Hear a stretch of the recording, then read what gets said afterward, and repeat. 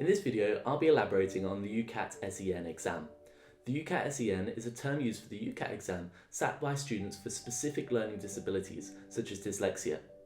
Those with specific medical conditions or temporary injury are also entitled. Importantly, UCAT-SEN allows you extra time, rest break, or accommodations according to your needs. So watch this video carefully and double check whether you're eligible to take the UCAT-SEN. So let's get started with the most commonly asked question. How much extra time do you get in the UCAT-SEN? The short answer is that it depends. For UCAT-SA, this is a standard UCAT exam with additional rest breaks. That is to say that the instructions between the stations are 5 minutes long instead of 1 minute, but the stations themselves are the same amount of time. That gives a total exam time of 140 minutes.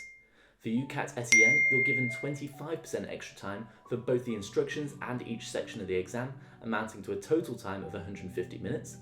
For UCAT-SEN SA, you're given a 25% increase in time on the stations themselves and 5-minute rest breaks, so that amounts to a total of 168.75 minutes.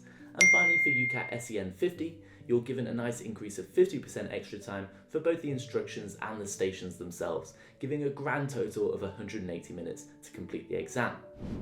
Students qualifying for UCAT-SEN are not at any disadvantage compared to those sitting the regular UCAT. Just like how getting extra time in exams at school doesn't disadvantage you in any way, with university applications, the UCAT-SEN will not affect the way that universities consider your application. Medical schools won't even know that you sat the UCAT-SEN rather than the standard UCAT.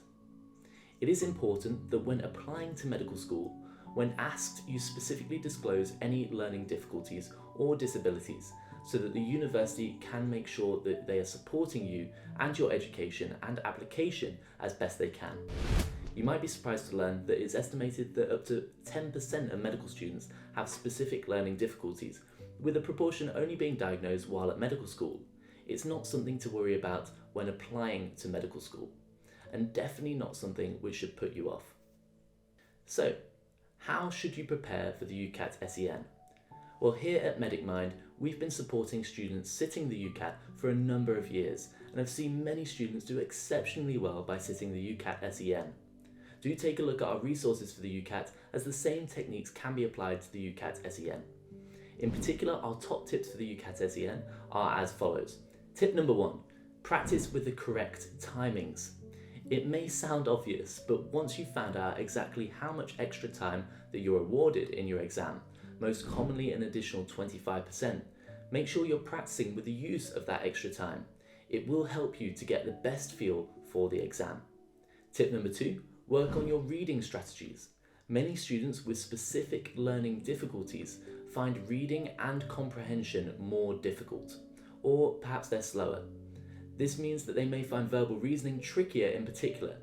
It might be useful to work on areas such as skim reading and picking out key facts from articles in order to help develop these skills. This will not only save you valuable time in your exam, but will help you as you need to be more accurate with your answers, giving you a higher score overall. Finally, tip number 3, don't rely too much on the extra time. The UCAT is notorious for being a time-pressured exam, so it might feel relieving that you're given extra time. However, don't think that this means you have plenty of time and can ignore all of the timing tips. Even if you're awarded extra time, in reality, that's just a few extra seconds per question, so you still need to be conscious of the time element. You can apply to sit the UCAT-SEN via the UCAT website.